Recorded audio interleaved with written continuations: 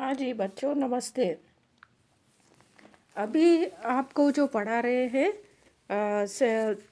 फिरोज शाह तुगलक की आंतरिक शासन व्यवस्था पढ़ा रहे हैं आपको। उसमें हमने अब तक जो बताया आपको, वो सबसे पहले तो हमने उसके जो शासन कार्य में इस्लाम के कानून लगाए थे को उसने लगवाए थे। वो दूसरा जो है राजस्व व्यवस्था बताई थी, नहरों का निर्माण बताया था, सार्वजनिक निर्माण कार्य और जन कल्याणकारी कार्य बताया था, उसका जो बागवानी का शौक था वो बताया, और दास प्रथा बताई थी।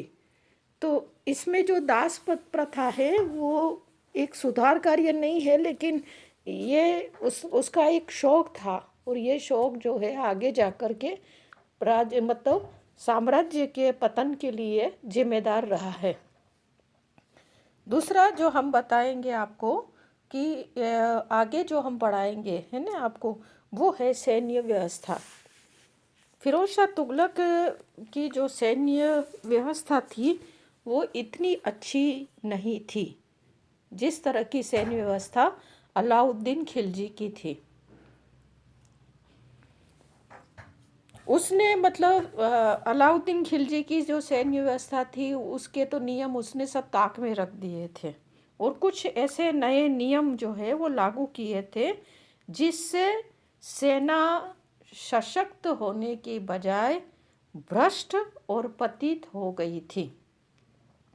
उसने सबसे पहले तो अधिकारियों जो थे राज्य के जो काम करने वाले अधिकारियों और सैनिकों के वेतन के बदले में जागीरें देना शुरू कर दिया था, और 1363 ईस्वी के बाद उसने पूरी तरह से युद्ध बंद कर दिए थे, है ना। और इससे क्या हुआ कि सेना जो है चुस्त और निकम्मी हो गई। जैसे कि हमने पढ़ा है कि अशोक ने भी युद्ध को त्याग दिया था, तो उसकी भी सेना इसी तरह से सुस्त हो गई थी। और जब बाहर अशोक जीवित था तब तक तो ठीक था, और जैसे ही उसके अयोग्य उत्तराधिकारी आए उसके बाद बाहरी आक्रमण और पड़ोसी राज्यों के आक्रमण होने लगे, और इससे मौर्य साम्राज्य जो है पतन की तरफ गया था। तो इसी तरह से जो है ये फिरोज शाह तुगलक की सैनिक व्यवस्था के भी ऐसे ही परिणाम आगे जा कर के निकले हैं। तो उसने जो है युद्ध बंद कर दिए, तो इससे क्या हुआ कि सेना जो है चुस्त रहने की बजाय वो रखने की सेना चुस्त रहने की बजाय सुस्त हो गई, है ना, आलसी हो गई, आराम पसंद हो गई। और तृतीय, उसने सैनिकों के पदों को वंशानुगत बना दिया।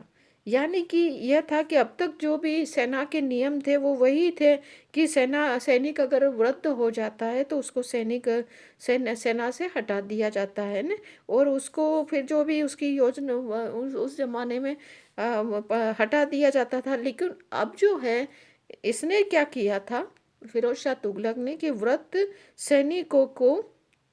सैनिकों की प्रार्थना पर उसने जो है वृद्ध सैनिकों की प्रार्थना पर उसने एक आदेश निकाला था कि कोई भी वृद्ध या बूढ़ा सैनिक नौकरी से नहीं हटे। अगर उसको नौकरी से निकाला जाता है तो या किसी भी तरह से वो सैनिक काम करने में अनुपयुक्त होता है। ऐसा भी होता है कि कभी कोई सेना में युद्ध के समय किसी के हाथ पैर है वो टूट जाए, लंगड़ा हो जाए, लूला हो जाए, या फिर को शरीर का कोई अंग काम नहीं करे, तो उसको भी फिर सेना से निकाल दिया जाता है, और फिर उसके लिए अलग से एक व्यवस्था की जाती है ताकि उसको उसका भरण पोषण हो सके। तो इसने क्या किया कि अगर कोई भी बूढ़ा सैनिक है तो उसने सैनिकों को जो सेना से नहीं हटाया जाए, उसकी जगह पर उसके पुत्र नहीं है तो दामाद को, और दामाद नहीं है तो उसका जो नौकर है या दास है उसको सेना में लगाया जाए। इसी तरह से इस प्रकार सैनिक की मृत्यु हो जाने पर उसका पद जो है वो खाली नहीं रख करके उसके बेटे या दामाद या उसके दास को दिया जाता था। तो इससे एक सेना क्या है कि वंशानुगत हो गई थी, वंशानुगत नियमों वाली हो गई थी, और योग्यता और शारीरिक क्षमता के सिद्धांत का कोई स्थान नहीं रहा था।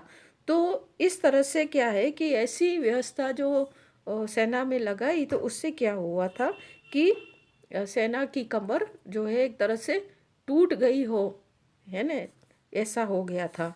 दाग और हुलिया प्रथा जो अलाउद्दीन खिलजी ने शुरू की थी, जिसमें घोड़ों को दागा जाता था कि ताकि वो सेना के अंदर दूसरी सेना में वो चेंज नहीं हो सके, और सैनिकों का हुलिया रखा जाता था, उसका नाम है, उम्र है, उसका चित्र बनाया जाता था, शरीर पर कोई निशान है, चेहरे पे निशान है, वो है कि सैनिक तुर्की है कि भारतीय है कि या अन्य कोई हिंदू है, ये सब लिखा जाता था।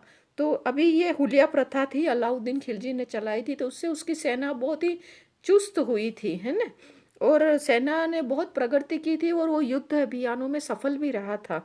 लेकिन यहाँ पर इसने त्याग दी थी। दीवान आरिज जो अलाउद्दीन खिलजी ने चलाई थी, वो आरिज के द्वारा भी सेना का जो वार्षिक निरीक्षण प्रथा भी, उसमें भी बहुत ढील आ गई थी, बहुत बराबर निरीक्षण नहीं कर पा रही थी।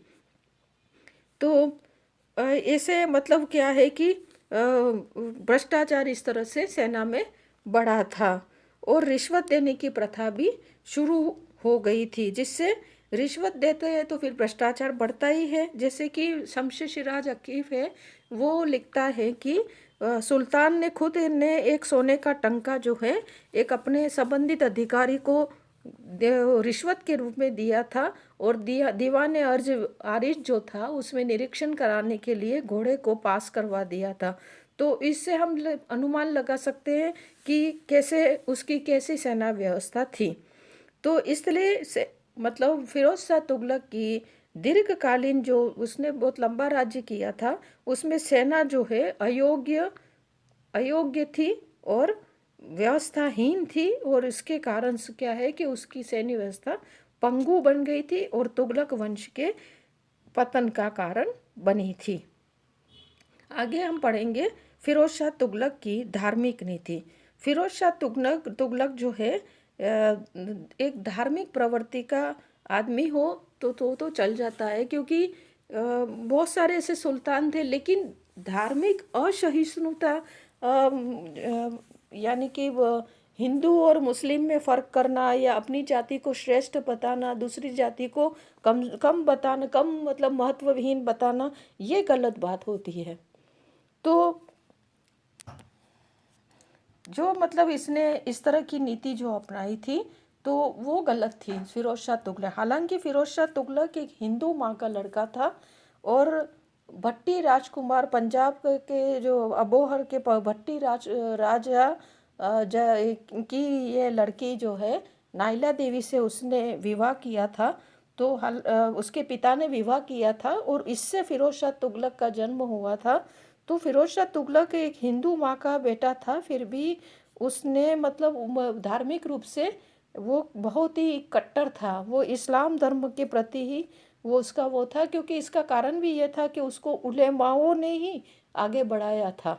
उसकी जो उलेमा वर्ग के सहयोग से ही वो सिंहासन पर बैठा था, और बाद में भी वही उलेमा वर्ग जो है उसके शासनकाल में प्रभावशाली रहे थे, और उसको उसके ऊपर इसका उसका इतना प्रभाव था कि जैसे जैसे वो उम्र उसकी बढ़ती गई, ये प्रभाव बढ़ता गया था। और ये जो उलेमा राजनीतिक कार्यों में भी हस्तक्षेप करने लगे थे, और राजनीतिक मामलों में भी ये उलेमाओं की सलाह लेता था, और उसको स्वीकार भी करता था। तो ये सारा जो दृष्टिकोण था फिरोज शाह तुगलक का, जो वो आगे जाकर के बड़ा हानिकारक सिद्ध हुआ था। अभी जो हिंदुओं के प्रति जो उसकी नीति अत्यधिक कठोर थी, और उसने उसके समय में कई मंदिर वगैरह मंदिरों का और मंदिर मूर्तियों को तुड़वाया था, मंदिरों को धराशायी भी किया था। जाजनगर पर आक्रमण करने में उसका मुख्य उद्देश्य जो है हिंदू मंदिरों को नष्ट करना था। उसने एक ऐसा मुसलमान सुल्तान था मध्यकालीन भारत के इतिहास में कि जिसने ब्राह्मणों पर कर लगाया था, अब तक तो ब्राह्मण जो है करमुक्त थे, लेकिन इसने ब्राह्मणों पर जजिया कर लगाया था। और उसके समय में जो है काफ़ी प्रजा जो है उसको इस्लाम धर्म जो स्वीकार करती थी उसको भी उसने जजिया से मुक्त किया था। जागीरें, नकद नकद राशि है, धनराशि है, उपाधियाँ है, राजकीय नौकरियों में ऐसे भी रखा गया था। तो ऐसे जो है हिंदू ही नहीं, मतलब शिया मुसलमानों के प्रति और महदवी संप्रदाय के लोगों के प्रति भी उसकी नीति जो है बड़ी कठोर रही है ना। तो इस युग का ये जो है दिल्ली सल्तनत का बहुत ही धर्मांत सुल्तान के नाम से इसको जाना जाता है। तो हम जो उपयुक्त विवरण जो से हम स्पष्ट करते हैं कि अच्छाइयों और बुराइयों का दोनों का सम्मिश्रण था उसके शासनकाल में। एक तरफ तो बड़ा प्रजापालक था और उसने किसानों की स्थितियों को ध्यान में रखा था और कृषि व्यवस्था में सुधार किया था, नहरें बनवाई थी, कई सार्वजनिक निर्माण, अस्पताल है, कुएं खुदवाए, बांध बनवाए और अस्पतालों का निर्माण किया, स्कूलें बनवाई, सार्वजनिक भवनों का निर्माण किया। तो ऐसे जनहितकारी रोजगार कार्यालय खोला और बच्चियों के विवाह के लिए विवाह कार्यालय खोले, बहुत सारा इसने जनहित कार्य भी किया था। लेकिन जनहित कार्य के साथ साथ इसकी ये 3 नीतियाँ जो थी, एक तो दास प्रथा, एक सैनिक जो व्यवस्था थी उसकी, और तीसरी उसकी धर्मांध नीति, ये 3 नीतियाँ जो थी वो उसके साम्राज्य के पतन के कारण बनी थी। इसलिए फिरोज को क्या हुए, मतलब बहुत अच्छा जो मध्यकालीन भारत के इतिहास में फिरोज शाह तुगलक को मध्यम श्रेणी का शासक ही कहा जा सकता है। ठीक है, क्योंकि इसने जो इस तरह की जो मिश्रण जो था वाली नीति थी, उसके साथ साथ उसने भ्रष्टाचार भी उसके शासनकाल में बड़ा था। जैसे सेना सेना के लिए हम देखे कहते हैं सैनिक व्यवस्था में, जैसा कि हमने अभी पढ़ा है। ठीक है बच्चों, थैंक यू।